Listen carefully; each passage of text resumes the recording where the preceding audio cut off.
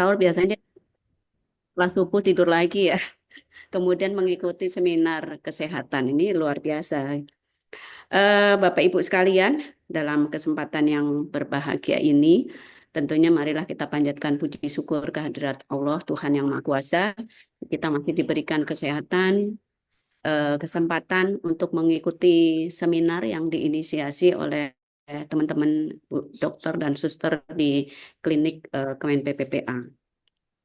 Dalam rangka melaksanakan amanat Undang-Undang Nomor 17 Tahun 2023 tentang kesehatan, maka perlu dilakukan upaya kesehatan untuk memelihara dan meningkatkan derajat kesehatan dalam bentuk promotif, preventif, kuratif, rehabilitatif, dan paliatif di lingkungan Kemen PPPA.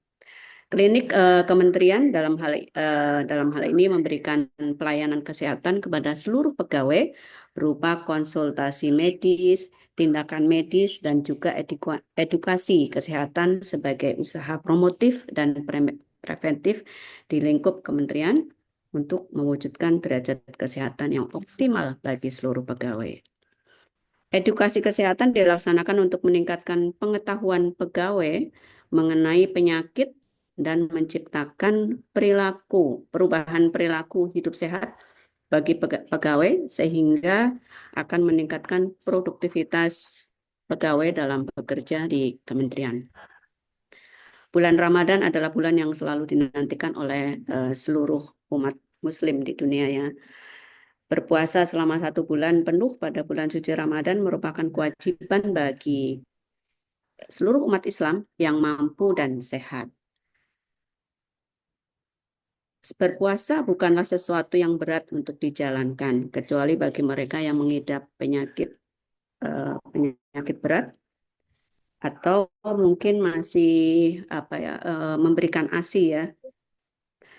Kemudian kalau yang mengidap penyakit mungkin seperti penyakit gastritis atau asam lambung, di mana kondisi ketika lapisan lambung mengalami iritasi, peradangan atau pengikisan, atau pengidap sindrom dispepsia atau gejala rasa tidak nyaman pada perut seperti perut rasa penuh, kembung, sakit perut, dan nyeri ulu hati.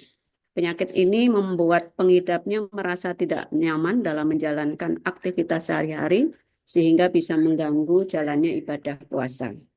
Oleh sebab itu diperlukan pemahaman yang mendalam serta pengalaman yang benar mengenai bagaimana strategi berpuasa di bulan Ramadan khususnya bagi pengidap penyakit MAH atau dispepsia. Melalui webinar ini diharapkan pegawai mendapatkan pemahaman baru mengenai yang tadi saya sudah sebutkan ya, strategi berpuasa di bulan Ramadan sehingga dapat menjalankan ibadah puasa dengan nyaman. Saya kira itu beberapa hal yang perlu saya sampaikan.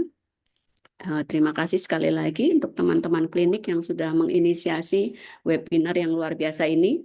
Jadi dalam situasi puasa dan juga dalam situasi WFA kita tetap bisa produktif, tapi tentu juga sehat. Saya kira itu teman-teman sekalian. Terima kasih. Saya akhiri. Wassalamualaikum warahmatullahi wabarakatuh. Yang di depan saya adalah perkemajuan. Silakan, saya kembalikan lagi ke Dr. Wulan. Terima kasih. Terima kasih kepada Ibu Tita Eva atas sambutan dan arahan yang telah diberikan. Bapak dan Ibu sekalian, kita akan memulai untuk acara webinar kesehatan pada hari ini. Sebelumnya saya akan membacakan untuk urutan acara webinar pada hari ini. Yang pertama adalah sesi paparan materi yang nantinya akan dibawakan oleh narasumber kita, Dr. Holly Fitria, lalu akan dilanjutkan dengan sesi diskusi atau tanya jawab, dan yang di sesi terakhir adalah yang ditunggu-tunggu yaitu kuis berhadiah yang nantinya akan dipimpin oleh Dr. Gigi Nuki Amelia. Izinkan saya untuk menjelaskan untuk acara webinar pada hari ini. Bagi Bapak dan Ibu dimohon untuk menonaktifkan untuk mikrofon dan mengaktifkan kamera selama webinar berlangsung. Kemudian saat sesi diskusi, Bapak dan Ibu yang ingin bertanya dapat mengaktifkan untuk fitur raise hand atau bisa menuliskan pertanyaan di kolom chat. Diharapkan Bapak dan Ibu untuk mengikuti rangkaian acara dari awal sampai dengan akhir dan ditunggu untuk keaktifannya. Lalu Sesi webinar ini juga panitia akan membagikan untuk link absensi yang nanti Bapak dan Ibu bisa isi. Selanjutnya kita akan mendengarkan untuk paparan materi dari narasumber kita kepada Dr. Holly Fitria. Untuk waktu dan tempat dipersilakan. Terima kasih untuk Dokter Wulan eh, dan juga terima kasih untuk Ibu Titi Eko atas pembukaannya. Selamat pagi semuanya. Saya Dr. Holly Fitria, dokter ahli pertama di Klinik Kementerian Pemberdayaan Perempuan dan Perlindungan Anak. Izinkan saya membawakan materi dari seminar atau webinar kali ini dengan tema serba-serbi seputar penyakit MAH, GERD, dan diabetes yang kita harus jaga selama berpuasa. Boleh di-share screen?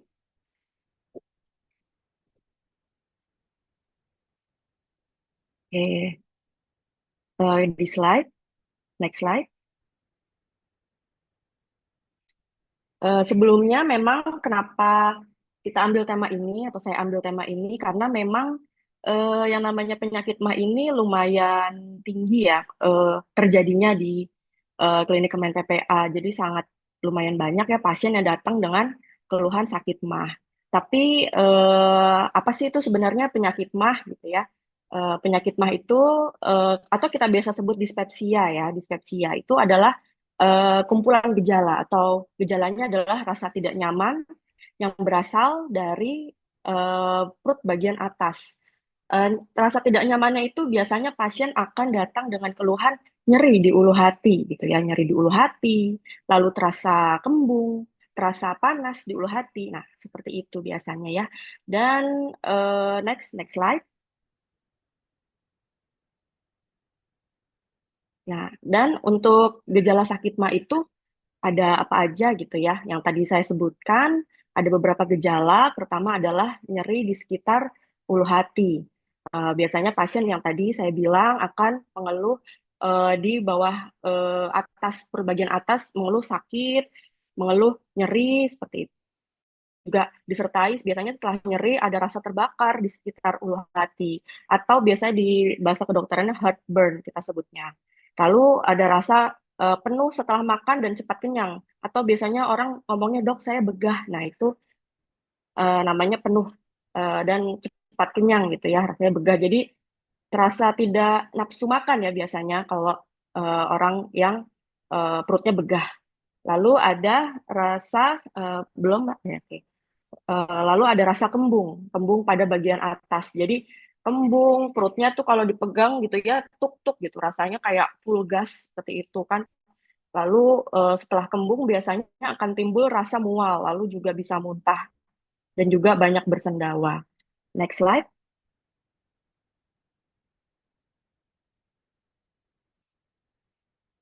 Next slide. Lalu penyebab dari penyakit MAH itu apa sih gitu kan? Yang pasti faktor utamanya adalah diet atau pola makan kita gitu ya. Pola makan terutama yang mencetuskan itu adalah makanan pedas, lalu makanan yang asam, lalu alkohol, lalu kopi. Nah, ini biasanya kan kalau di kantoran nih banyak sekali pegawai yang pasti ngopi gitu ya, ngopinya bisa 3 kali sehari, 4 kali sehari, seperti itu. Lalu juga makanan yang too much lemaknya. Ya, biasanya ada makanan yang beberapa makanan yang seperti masakan Padang gitu ya, makanan Minang gitu yang lemaknya banyak, yang minyaknya too much seperti itu. Nah, itu juga bisa mencetuskan.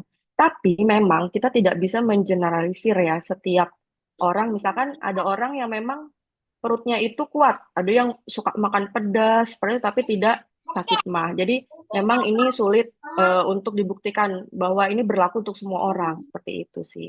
Lalu setelah dari makanan tadi, makanan pedas, makanan asam masuk ke perut kita, nanti dia akan menyebabkan sekresi atau produksi cairan asam lambung meningkat karena terjadinya peningkatan sensitivitas mukosa lambung. Jadi menimbulkan ya itu mulai kalau asam lambungnya sudah mulai naik produksinya, nah itu rasanya akan tidak enak di perut ya, mulai rasa nyeri di ulu hati, tidak enak lah di perut, tidak nyaman, rasa heartburn, nah itu karena produksi cairan asam lambung.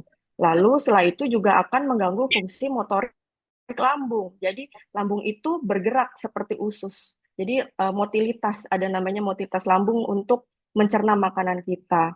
Nah itu kalau misalkan memang sudah sampai gangguan motorik lambung, nah itu biasanya pengosongan lambung untuk makanan itu akan lebih lambat. Nah itu yang menyebabkan perut kita itu terasa begah, nggak enak. Nah seperti itu. Nah next slide. Lalu ada juga sakit mah atau dispepsia yang disebabkan oleh penyebab lain gitu ya. Kita sebutnya dispepsia fungsional. Jadi dispepsia fungsional itu tidak bisa dibuktikan eh, lukanya atau tidak bisa dibuktikan dengan endoskopi bahwa di lambung ini ada luka atau ada ulkus. Jadi kita biasa sebut dispepsia non ulkus. Biasanya penyebabnya itu ada hubungannya dengan psikis gitu ya. Biasanya orang yang dengan gangguan anxiety, lalu ada orang yang terlalu stres atau kelelahan bisa menderita dispepsia fungsional. Oke, next slide. Nah, diklik lagi, coba. Nah, ini kan balik ke slide tadi, sorry. Nah, ya ini dari Kementerian Kesehatan ya bahwa gejala stres itu yang eh, saya lingkari ini ada keluhan seperti sakit kepala, sakit perut, sakit mah, dan keringat berlebih. Jadi sakit mah ini bisa juga dicetuskan karena stres gitu ya. Jadi saat diperiksa ke dokter atau dilakukan pemeriksaan penunjang endoskopi itu tidak ditemukan kelainan di lambungnya. Nah, ini biasanya penyebabnya itu karena psikis. Itu salah satunya adalah gejala stres. Oke, next.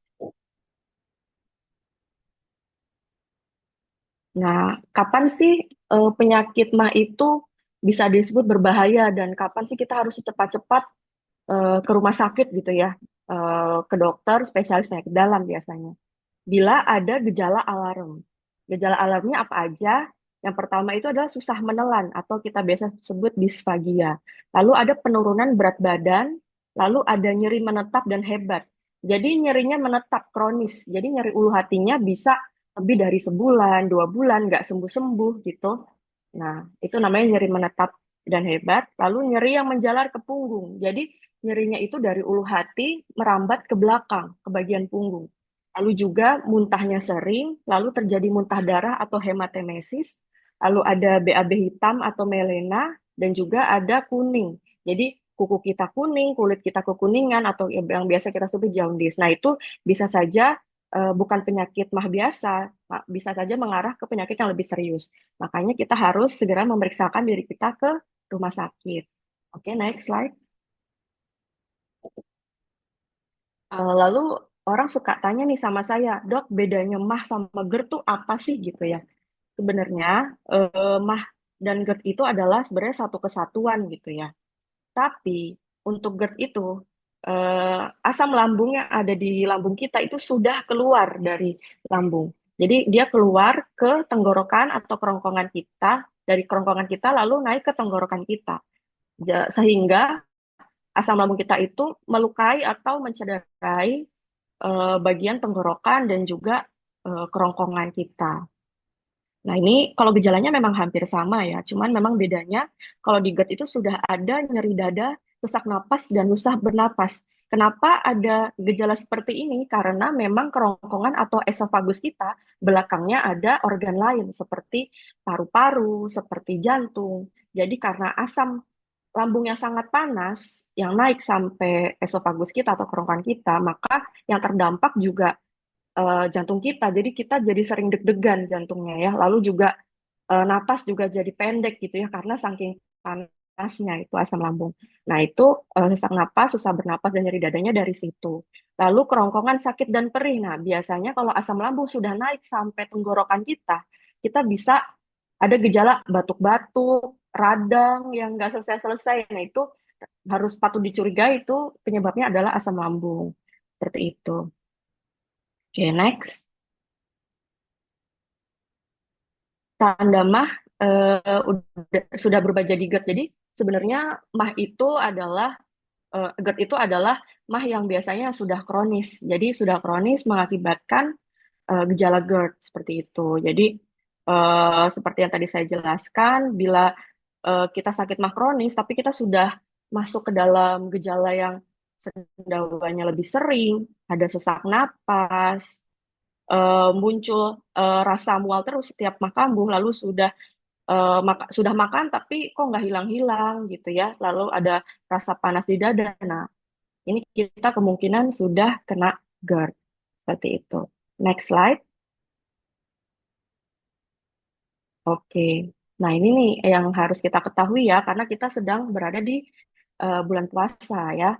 Jadi tips and trick cegah mah saat puasa. Yang pertama itu sudah pasti jangan makan terlalu banyak, terutama saat buka puasa. Kenapa? Karena lambung kita kosong nih 14 jam. Jadi otomatis kita harus mengontrol eh, makanan yang masuk gitu. Karena kan biasanya kalau kalau kita buka puasa, kita ingin makan semuanya gitu ya, karena kita udah beli makanan A, makanan B, makanan C, makanan D. Nah, kita harus langsung apa heboh gitu ya masukin makanan semuanya karena kita sangat kelaparan. Nah, itu sebenarnya kurang baik bagi lambung karena bisa mencetuskan gangguan pencernaan.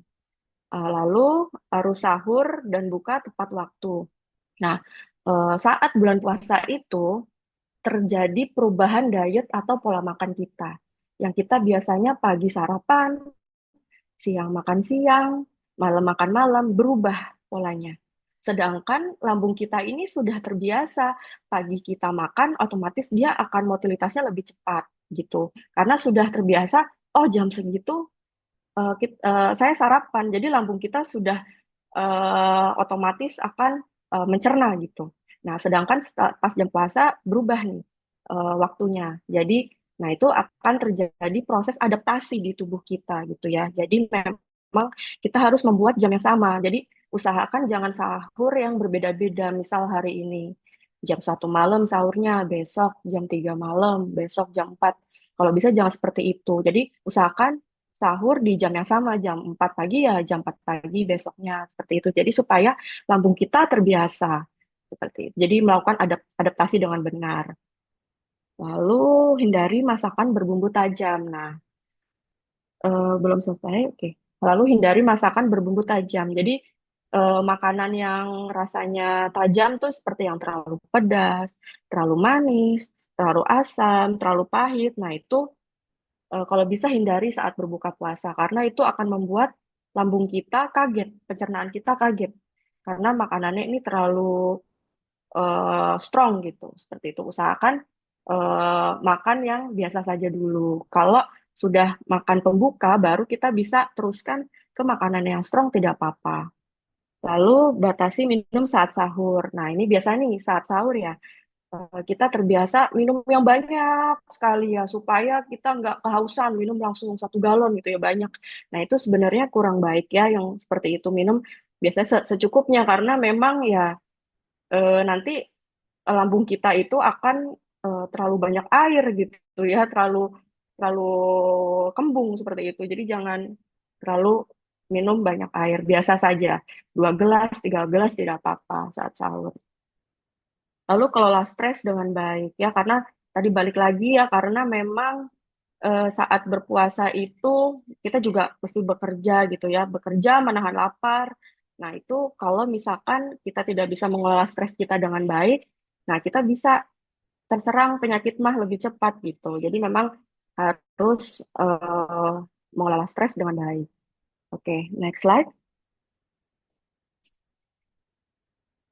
Pola makan saat berpuasa, sebenarnya polanya sama saja ya, sama seperti kita tidak puasa seperti itu. Memang makanannya harus yang makanan bergizi seimbang gitu. Ada makanan pokok, yaitu sumber karbohidrat yang berupa nasi, makanan pokok kita, atau jagung, kentang, umbi-umbian. Lalu lauk pauk ya, lauk pauknya bisa berupa daging, ikan, ayam, telur, untuk lauk hewani, lalu untuk lauk nabatinya bisa dari tahu, tempe, dan kacang-kacangan. Lalu untuk sayuran dan buah juga kita jangan ketinggalan, terutama sayuran gitu ya, serat, karena itu sangat diperlukan oleh tubuh ya. Seperti ini ya, kita tahu dari Kemenkes yang namanya 4 sehat 5 sempurna itu udah nggak dipakai lagi ya, kita pakainya isi piringku seperti ini. Sepertiga dari dari piring makanan kita ini harus mengandung makanan pokok atau karbohidrat. Sisanya adalah lauk pauk, buah-buahan, dan sayur-sayuran. Seperti itu. Nah, jangan lupa kita harus memenuhi eh, air putih juga. Jangan lupa untuk minum air putih eh, pada saat berpuasa agar kita tidak dehidrasi. Nah, ini yang saya jabarkan. Ketika berbuka, berbukalah dengan yang makanan manis. Lalu beri jeda, lalu sebelum makan besar ya. Jadi ada jedanya, jadi jangan terlalu makan yang terlalu strong dulu. Lalu minum 2 gelas ketika berbuka dan 2 gelas sebelum tidur. Hindari gorengan, makanan yang asam atau yang terlalu pedas. Tidak makan berlebihan. Nah, ini waktu saat berbuka ya, karena kita biasanya suka ekstrim gitu ya kalau berbuka. Nah, ini tidak makan berlebihan dan perbanyak buah dan sayur untuk keperluan serat kita. Lalu untuk ketika sahur yang diutamakan adalah karbohidrat kompleks karena kita harus menahan lapar selama 14 jam. Jadi karbohidrat kompleks ini sangat penting. Lalu hindari makanan manis gitu ya kalau pas sahur. Tidak makan makanan yang terlalu berlemak atau minyak berlebih ya karena ini ya bisa saja saat kita menahan lapar saat berpuasa malah nanti ada gangguan pencernaan karena kita makan terlalu banyak lemak dan minyak. Lalu hindari tidur setelah makan. Nah, ini kebiasaan jelek ya. Biasanya kalau habis sahur kita 5 menit tidur dulu gitu. Padahal itu tidak boleh ya karena saat kita habis sahur gitu lambung kita harus mencerna. Butuh 2 jam lambung kita untuk mencerna makanan gitu. Jadi usahain jangan tidur karena saat tidur otomatis tubuh kita dalam keadaan rest. Nah, termasuk lambung kita juga akan rest. Jadi gerakan motilitas dari lambungnya akan melambat. Nah, itu akan menunda dari tercernanya makanan. Dan itu tidak baik karena akan mengganggu pencernaan, bisa menyebabkan gangguan pencernaan. Lalu minum 2 gelas sebelum sahur dan 2 gelas setelah makan sahur. Next slide.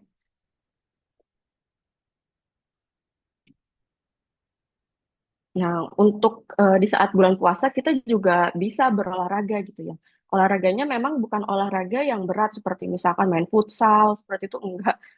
Yang olahraganya yang memang harus menyesuaikan dengan kemampuan tubuh kita yang sedang berpuasa. Nih paling baik waktu berolahraga saat berpuasa itu adalah sore hari menjelang buka puasa. Nggak usah lama-lama, 30 menit saja cukup sih. Lalu malam hari setelah buka puasa juga boleh atau setelah sahur boleh. Hindari berolahraga ketika siang hari. Next slide. Nah, ini biasanya banyak nih pertanyaan ke saya ya, karena yang penderita diabetes juga lumayan banyak gitu ya. Dok, saya bisa nggak sih puasa saya diabetes gitu? Orang diabetes atau penderita diabetes bisa saja berpuasa, tapi sebelum berpuasa memang harus tahu kadar gula darahnya gitu ya. Lebih baik memang cek dulu ke dokter. Jadi gula darahnya itu tidak boleh di bawah 60 atau tidak meningkat di atas 300 seperti itu. Kalau di antara range ini dan juga keadaan fisik baik, boleh saja berpuasa gitu ya. Tapi memang harus hati-hati untuk mencegah hipoglikemi atau gula darah yang terlalu turun dan juga mencegah hiperglikemia atau gula darah yang terlalu naik. Jadi saat di tengah-tengah puasa, misalkan tiba-tiba gula darahnya turun, boleh saja dibatalkan seperti itu sih. Jadi jangan memaksakan. Nah, terus juga memang untuk orang diabetes saat berpuasa memang harus menyesuaikan dosis dari obat-obat diabetesnya gitu. Jadi tetap harus diminum seperti itu dan harus mengikuti anjuran dokter seperti itu. Next slide. Penyandang diabetes pada waktu puasa. Nah, ini apa saja yang harus dilakukan gitu ya. Untuk penyandang diabetes saat berpuasa, harus menyegerakan berbuka. dan usahakan makan sahur menjelang waktu imsak. Jadi memang kalau untuk penderita diabetes karena eh, dia sudah eh, meng- udah udah 14 jam gitu ya berpuasa itu harus menyegerakan berbuka dan mengusahakan saat sahur itu jangan terlalu jauh jaraknya dari waktu imsak. Bagusnya seperti itu. Karena untuk mengontrol gula darahnya. Lalu mengkonsumsi makanan dan sahur dengan prinsip model T. Nah, ini sedikit berbeda dengan orang orang biasanya, orang normal gitu ya, yang isi piringku. Kalau ini memang dia makan karbohidrat yang lebih sedikit dibanding orang normalnya, sekitar seperempat dari piring makan kita. Sisanya adalah sayuran, protein, dan juga buah-buahan. Tentu saja buah-buahan yang dibolehkan untuk penderita diabetes ya, seperti misalkan buahan seperti melon, seperti jeruk, itu tidak apa-apa. Lalu alpukat itu juga boleh ya untuk orang diabetes. Lalu makanan berbuka dapat berupa buah-buahan seperti kurma ya, kurma tadi bisa ya untuk orang diabetes, pisang juga boleh, melon, pepaya, nah ini boleh bagi orang penderita diabetes. Lalu dapat mengkonsumsi makanan selingan yang tidak terlalu manis menjelang tidur. Nah, jadi orang diabetes bukan nggak sama sekali nggak boleh makan selingan, tapi memang makan selingan atau ngemilnya memang harus yang dianjurkan gitu ya, tidak boleh sembarangan. Nah, ini untuk orang diabetes juga harus menghindari aktivitas fisik dan latihan fisik yang berlebihan. Mungkin ya bisa olahraga 30 menit yang ringan gitu ya. Lalu kalau ada apa-apa selama berpuasa bisa langsung berkonsultasi ke dokter. Next slide.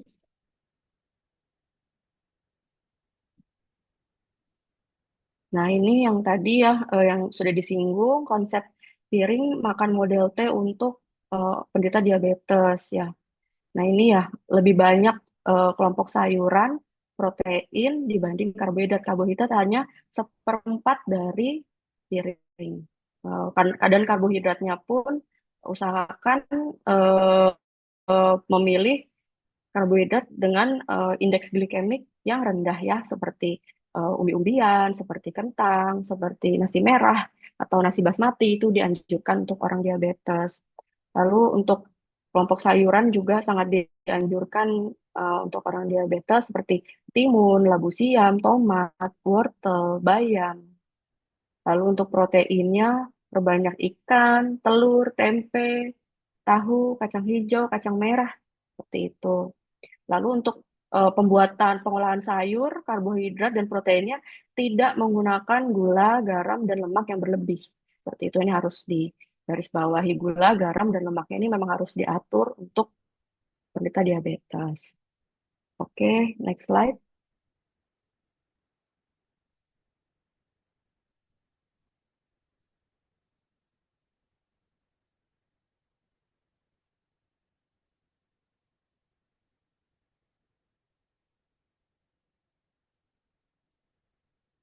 Oke, saya rasa itu tadi slide terakhir ya dari saya. Saya ucapkan terima kasih. Saya kembalikan ke Dokter Wulan.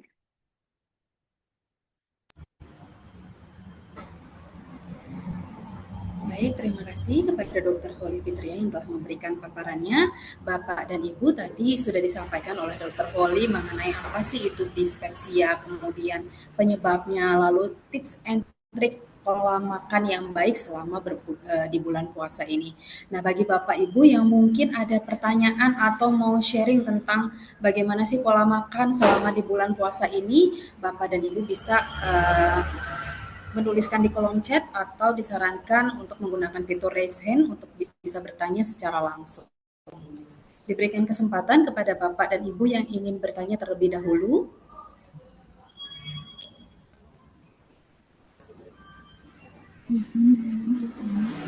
Untuk sesi diskusi ini kami batasi 3 pertanyaan. Kemudian saya Ren dari Deputi PHA ingin bertanya. Baik, silakan Ibu Rena.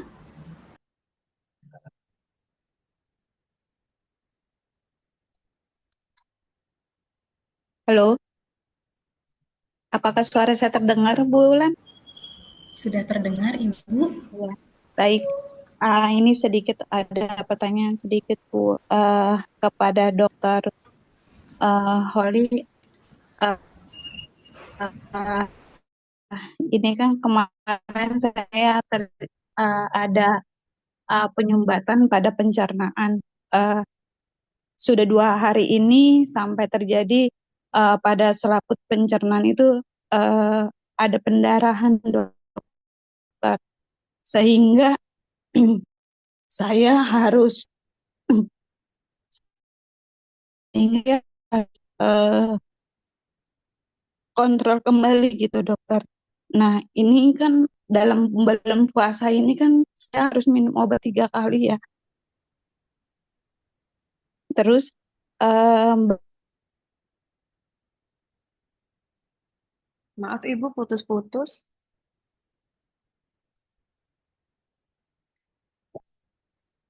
apakah suara saya terdengar, Bu? Ya, sudah terdengar. Iya, iya, izin Bu. Ini kan saya kemarin ada penyumbatan pada pencernaan ya. Dan sebelumnya juga saya ada penyakit batu empedu yang harus segera diangkat.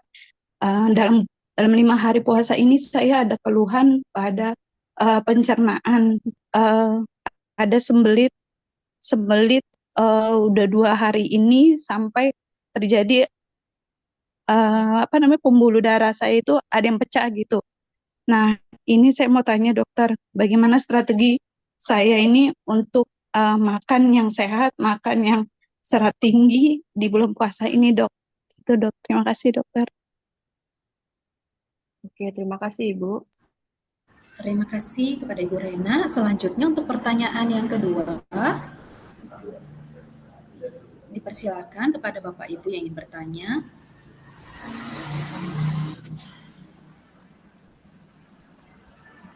Halo, selamat pagi. Selamat pagi, Ibu Siska Iskandar. Diberikan kesempatan untuk bertanya, Ibu. Iya, halo dok. Nama saya Siska. Sejak sebelum Ramadan tuh saya udah ada mild stress dan kebetulan anak libur juga ya. Jadi di rumah tuh dia mulai belajar puasa. Nah, dari awal tuh saya udah diresepkan Pantopam, Braxidin, Akfosip sama Probiostim. Tapi kan itu kan harus sebelum apa? Harus kosong lambung atau 2 jam setelah makan ya dok ya. Nah, gimana ya kalau subuh itu kalau pas sahur terutama. Tadi pagi itu saya nggak minum karena saya bangun 3:30 dan nggak mungkin ada jeda waktu. Kan untuk pantopam itu 30 menit ya. Dan yang lainnya itu, nah terus abis itu kalau nggak makan, kalau nggak dimakan sebelum sahur harus nunggu 2 jam itu kan sudah waktunya masuk imsak kan. Jadi sekarang ini detik ini tuh saya merasa ulu hati saya tuh aduh panas banget dan rasanya tuh lemes banget. eh Mungkin sebenarnya nanyanya harusnya nggak tahu ke siapa ya, cuman saya merasa bahwa ini tuh cukup menyiksa juga ya. Jadi ada tips nggak ya supaya saya bisa menjaga sampai sore ataukah ini tuh suatu emergency atau kayak gimana ya? Karena ini tuh lumayan nggak nyaman ya. Jadi kalau di persepannya itu dia bisa nggak sih kayak cuman beberapa menit sebelum makan sahur karena kan tidak selalu kita bangun tepat jam 3 atau jam setengah 3 gitu dok. Dan saya tadi pagi sahurnya juga cuma mild pakai nasi porang dan sayur serta ayam gitu. Jadi menurut saya tuh makanannya udah oke, cuman mungkin karena saya nggak minum, akhirnya rasanya nggak enak gitu deh dok. Oke, terima kasih dok. Terima kasih, Ibu Siska. Pertanyaan berikutnya saya bacakan dari kolom chat ya. Mohon maaf ini tidak ada namanya, hanya Kemen PPA. Namun pertanyaannya, idealnya makan pagi penderita mah akut ketika mengkonsumsi nasi pada saat sahur dan berbuka, dan bagaimana cara mengatasi rasa sakit yang datang ketika siang hari ketika berpuasa. Ya, itu pertanyaan ketiga. Saya berikan kesempatan kepada Dr. Holly untuk menjawab pertanyaan yang pertama dari Ibu Rena. Saya bacakan terlebih dahulu. Ibu Rena ini sedang mengalami penyumbatan di saluran pencernaan di batu empedunya. Lalu 2 hari ini sedang sembelit, Dok, sampai perdarahan dan harus kontrol. Dan beliau juga minum obat selama 3 hari. Nah, bagaimana sih strateginya di bulan puasa ini untuk pola makan maupun cara minum obatnya? Silakan, Oke, dipersilakan pada Dokter Holly. oke, izin untuk menjawab ya. Untuk Ibu Rena, memang karena memang sudah ada penyakit batu empedu yang memang harus dioperasi gitu ya. Nah, batu empedu ini sangat berhubungan sekali dengan pencernaan kita karena memang enzim-enzim yang ada di pencernaan kita ini diproduksinya tuh di empedu gitu ya. Memang ada gangguan. Nah, untuk Ibu Rena yang sudah mencoba puasa gitu ya, tapi memang terjadi sembelit gitu ya selama 2 hari ini. Strateginya kan memang kalau kalau saya boleh sarankan kan memang karena memang ada gangguan dari produksi enzim di empedunya juga. Nah, itu obat-obatan yang dari dokter penyakit dalam memang tetap harus diminum. Lalu kedua memang untuk seratnya gitu ya. Mungkin juga sudah disarankan oleh dokter penyakit dalamnya serat, terutama sayuran dan buah gitu ya. Pepaya saya saranin untuk terus dikonsumsi dan juga jangan lupa air minumnya gitu ya. Karena ibu memang butuh air minum yang lebih dibanding orang yang normal seperti itu untuk supaya tidak terjadi sembelit. Tapi memang kalau sudah 2 hari tidak keluar juga BAB-nya memang harus dikonsulkan gitu ya ke dokter. Mungkin bisa nanti dikasih obat pencahar untuk dibantu gitu untuk BAB-nya. Seperti itu, Bu. Baik, dokter. Baik, apakah sudah cukup Terima kasih, menjawab, dokter. Ibu Rena? Terima kasih. Selanjutnya pertanyaan kedua dari Ibu Siska. Beliau sejak Ramadan itu stres dan anak juga sedang belajar berpuasa dan saat ini sedang diresepkan obat Brexidin Pantopam yang seharusnya diminumnya itu sebelum makan saat perut kosong. Nah, namun pada hari ini beliau belum minum obat juga saat sahur dan rasanya perut tidak enak, panas. Bagaimana sih strateginya untuk bagaimana cara minum obatnya dan bagaimana mengatasi hal ini saat ini di mana keadaannya sedang tidak enak? Begitu, Dokter Oke, Poli. ya, ya izin untuk menjawab Ibu Siska. Memang Ontopan dan Brasidin memang itu sudah baku cara pemberian obatnya seperti itu. Jadi memang sebenarnya solusinya Ibu harus eh, menyempatkan waktu gitu ya lebih awal bangunnya. Jadi supaya ada spare waktu supaya Ibu bisa makan setelah mengkonsumsi Braxidin. Seperti itu sih. Cuma memang kalau nggak sempet minum gitu ya obatnya dan sekarang terjadi rasa nggak nyaman di perut. Nah, itu sebenarnya ya diri ibu yang rasakan gimana kalau misalkan memang itu mengganggu keseharian ibu gitu ya, mengganggu daily activity ya bisa saja dibatalkan untuk puasanya dan langsung mengkonsumsi obatnya. Seperti itu sih karena memang kalau sedang sakit itu special case ya. Saya selalu bilang ke pasien saya kalau misalkan dok ini dibatalin nggak ya puasa saya udah terlalu pusing gitu, terlalu panas atau ada keluhan gitu. Nah, itu yang tahu diri sendiri. Kalau misalnya memang sudah tidak kuat dan sudah mengganggu konsentrasi daily activity ya, saya sarankan ya buka saja tidak apa-apa gitu langsung diminum obatnya supaya memang keluhannya teratasi seperti itu.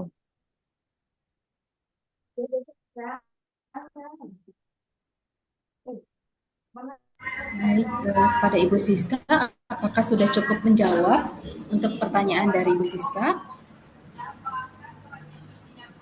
Iya, thank you dok. Kadang-kadang sebenarnya udah tahu ya harus buka, tapi kadang butuh suara orang lain gitu, support dan keyakinan dari tenaga profesional. Thank you dok.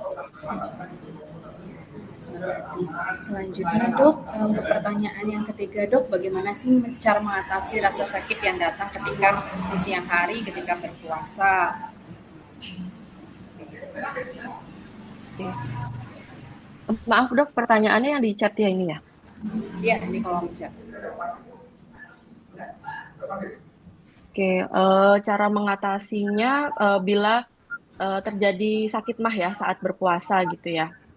Memang kalau kita sedang puasa, lalu tiba-tiba kita terserang nyeri ulu hati, nyeri perut kembung, perut nggak enak, itu memang eh, nggak enak gitu ya kita puasanya. Tapi memang balik-balik lagi urgensinya gitu.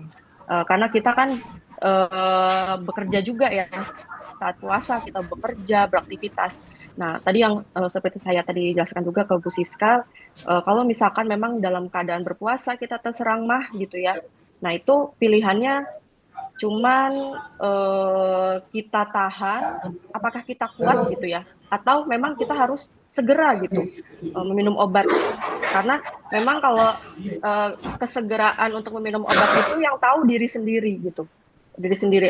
Kita sesakit apa yang tahu diri kita sendiri. Jadi saya selalu bilang ke pasien jangan memaksakan untuk berpuasa tapi dirinya menderita gitu kesakitan. Nah, seperti itu sih kalau misalkan memang sedang berpuasa lalu menderita mah ya bisa konsultasi ke dokter, dan kalau misalkan sudah tidak kuat dirinya sudah dalam batas maksimum menahan gitu ya, nah itu tidak apa-apa sebenarnya langsung meminum obat seperti itu. Baik, terima kasih dokter.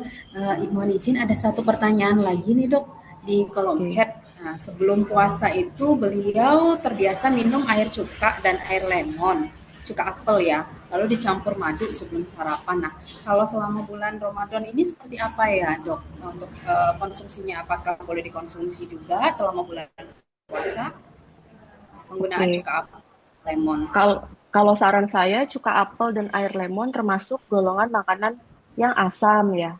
Jadi saat berpuasa mungkin konsumsinya bisa ditunda gitu. Tapi kalau tetap mau dikonsumsi, cuka apel dan air lemon itu bisa dikonsumsi saat di tengah-tengah waktu. Jadi jangan langsung saat buka puasa diminum, tapi setelah kita makan beberapa saat gitu. Jadi perut kita oke setelah kita makan, 2 jam setelah kita makan, kita beribadah, boleh tuh misalkan mau tidur, kita konsumsi cuka apel dan air lemon supaya perut kita tidak kaget. Seperti itu sih. Dan saya tidak sarankan juga untuk konsumsinya saat sahur, karena nanti di tengah-tengah puasa tiba-tiba perutnya sakit gitu ya karena cuka apel dan air lemon, nah itu bisa terjadi gangguan pencernaan juga gitu. Takutnya karena menahan menahan makan 14 jam, menahan makan dan minum 14 jam. Seperti itu saran saya. Baik, terima kasih Dokter Holly. Jadi diganti saja untuk waktu konsumsinya ya dok ya, untuk mencegah Betul. peningkatan asam lambung ya dok ya. Baik. Terima kasih kepada Bapak Ibu yang telah bertanya dan yang masih aktif untuk mengikuti webinar pada hari ini. Untuk sesi diskusi kami batasi dulu terlebih dahulu. Jika nanti ada pertanyaan bisa dilanjutkan via WA kepada kami tim klinik ataupun bisa bertanya di klinik. Untuk selanjutnya kita akan masuk ke sesi terakhir yaitu sesi kuis. Untuk selanjutnya saya serahkan kepada Dokter Gigi Nungki Amelia yang akan memimpin untuk kuis berhadiah ini. Diharapkan kepada Bapak Ibu kesediaannya dan keaktifannya untuk mengikuti kuis ini. Sekian dari saya. Semoga di bulan puasa ini puasa Bapak dan Ibu bisa berjalan dengan lancar dengan melaksanakan tips-tips yang tadi sudah disampaikan oleh Dokter Holly, yaitu kenali dulu diri sendiri, kemudian konsultasi apabila ada masalah kesehatan dan terapkan pola makan yang baik dan sehat selama di bulan puasa ini. Terima kasih kepada Dokter Gigi Nungki Amelia. Waktu dan tempat dipersilakan. Baik, terima kasih. Suara saya kedengaran? Sudah dok. Kedengaran ya. Baik, Assalamualaikum warahmatullahi wabarakatuh. Baik, tadi sudah disampaikan oleh Dr. Holly materi yang sangat bermanfaat bagi kita semua dan sudah sesi diskusi. Nah, sekarang sesi yang kita semua tunggu-tunggu, yang pasti adalah kuis. Kuis berhadiah ya, ini berhadiah untuk 3 orang pemenang. Nah, saya share screen dulu. Sebentar. Ini nanti kuisnya menggunakan aplikasi Kahoot. Jadi, Bapak Ibu sekalian diminta untuk buka aplikasi kahoot.id, bisa menggunakan laptop, bisa menggunakan handphone, kemudian masukkan ID game PIN-nya 4345620. Yuk, silakan join Bapak Ibu.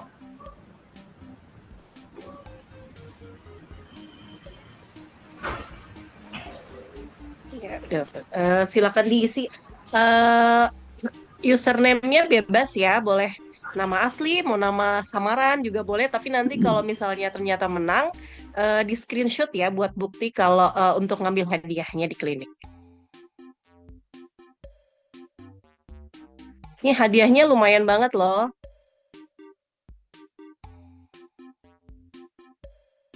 Oke.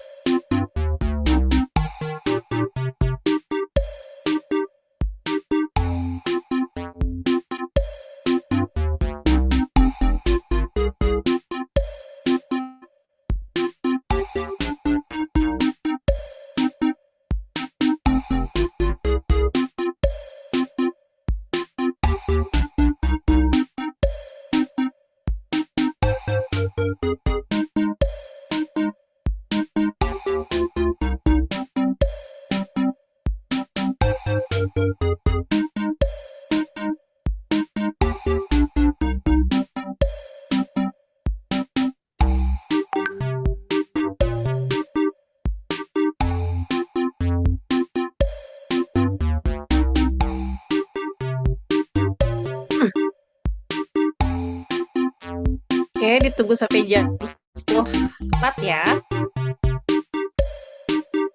Baru kita mulai.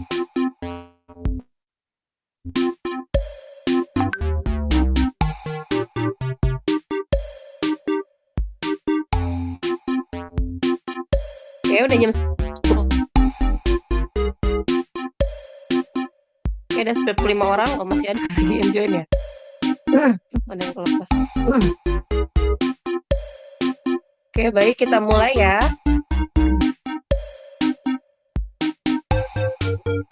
Oke, siap.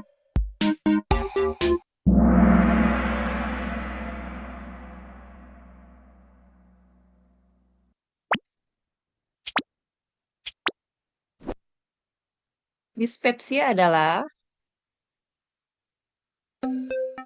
silakan dipilih jawabannya.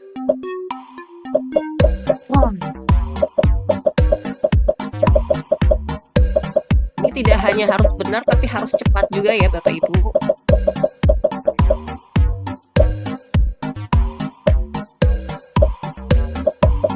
Oke, 74 jawaban benar. Selanjutnya, Yuhu menempati peringkat pertama. Oke, selanjutnya soal kedua, dispepsia non-ulkus sering dikaitkan dengan psikosomatis. Penyebab yang tidak terkait dengan psikosomatis adalah... Wow.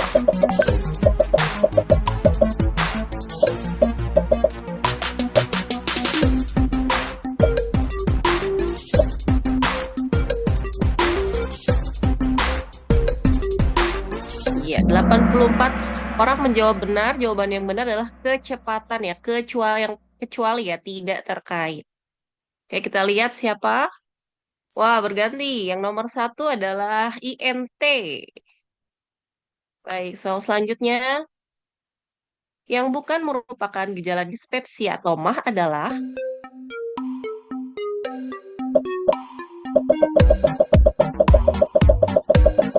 jadi kalau tadi nyimak materi dari Dr. Holly dengan seksama pasti bisa jawab itu.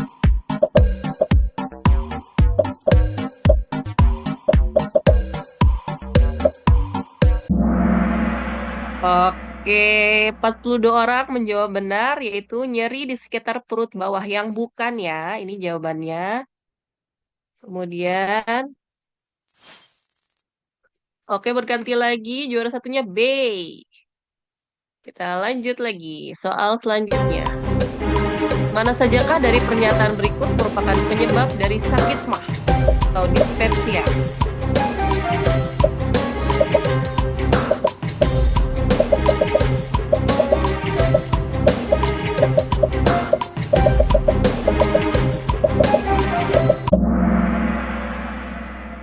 Iya, jadi jawabannya nih ada multiple ya. Jadi tiga makanan pedas, asam alkohol, kopi, makanan berlemak, perlambatan pengosongan lambung untuk makanan padat, dan peningkatan sensitivitas mukosa lambung terhadap asam.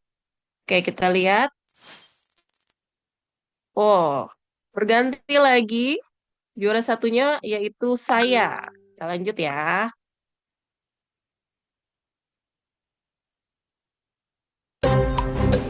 Berikut ini yang bukan gejala GERD adalah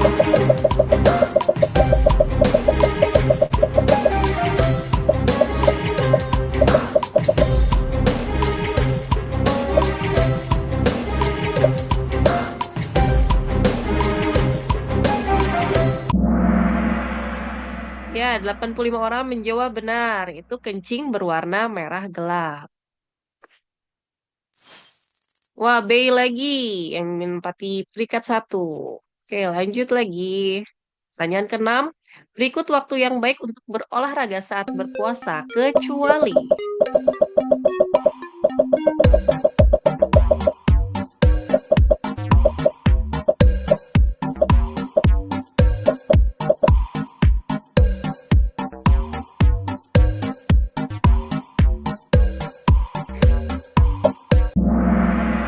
ya, 66 orang menjawab benar, yaitu jawabannya saat siang hari ya. Kita lihat. Oke, B masih menempati peringkat pertama. Selanjutnya, soal ke-7. Anjuran menu saat berbuka puasa yaitu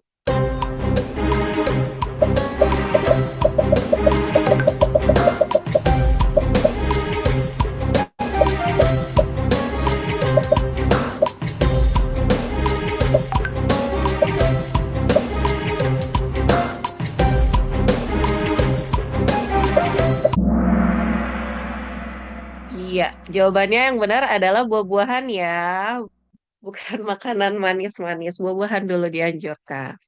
Baik, kita lihat masih B. Oke, pertanyaan terakhir. Jenis makanan yang termasuk dalam kelompok protein adalah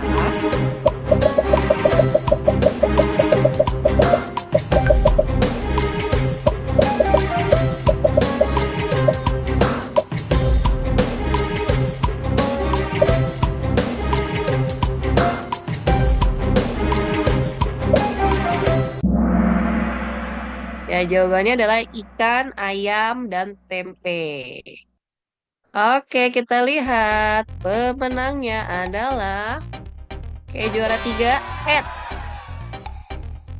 Juara 2, AIUEO. Dan juara 1, waduh, berganti ternyata bukan B ya. Oke, ini nanti CIUEO dan Ed, tolong di screenshot di laptop atau di handphonenya. Nanti bisa klaim hadiahnya ke klinik ya untuk hari Senin ya. Baik. Oke, terima kasih Bapak Ibu semua yang sudah mengikuti kuis. Selanjutnya kita tutup acara ini eh, pada Ibu Titi Eko. Izin Ibu berkenan untuk menutup, Ibu.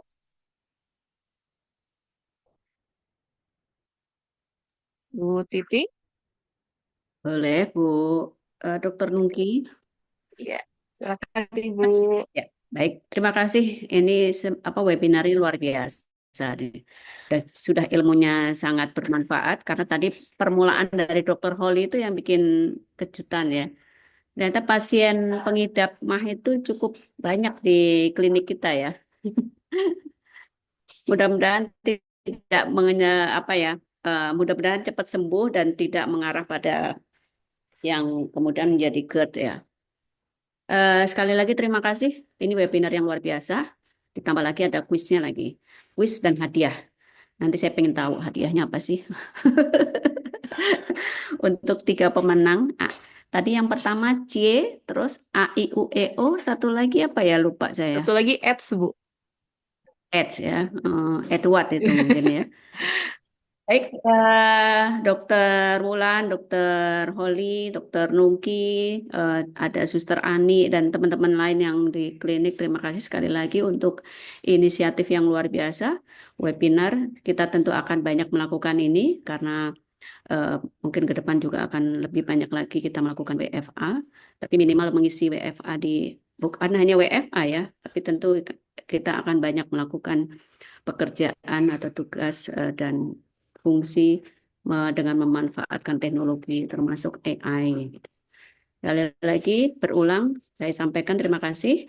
Kita akhiri webinar hari ini dengan wassalamualaikum warahmatullahi wabarakatuh.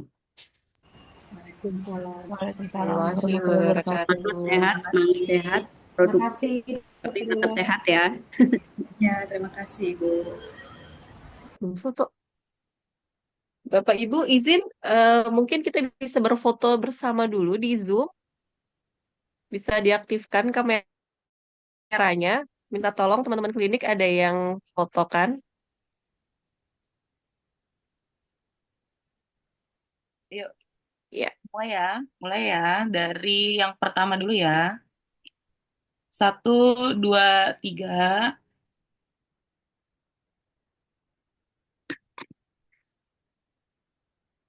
Selanjutnya 1, 2, 3. Yang kolom ketiga 1, 2, 3.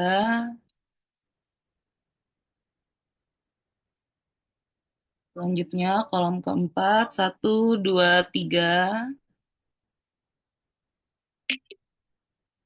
Selanjutnya kolom kelima 1, 2, 3. Yang terakhir kolom keenam ya 1, 2, 3. Sudah dok. Baik, terima kasih Ria. Pokoknya tadi kita senyum aja, kita nggak tahu di kolom keberapa ya. Oke, baik. Pakai Berakhirlah handphone acara. gaptek, jadi Apa-apa nggak Ibu. bisa nggak bisa ngunduh anunya apa backdropnya. Oh iya, Oh nggak iya, apa-apa nggak Ibu. apa-apa, Ibu. Ya, makasih ilmunya. Iya Iya, Ibu. sampai bertemu di Untuk webinar selanjutnya. materi nanti di-share, Makasih sudah di-share di semuanya. kolom chat ya. Makasih. Siap. Yang tadi minta materi nanti di-share di kolom chat, bisa tolong di-share sekarang. Nanti bisa ke chat teman-teman dari klinik biar kami share.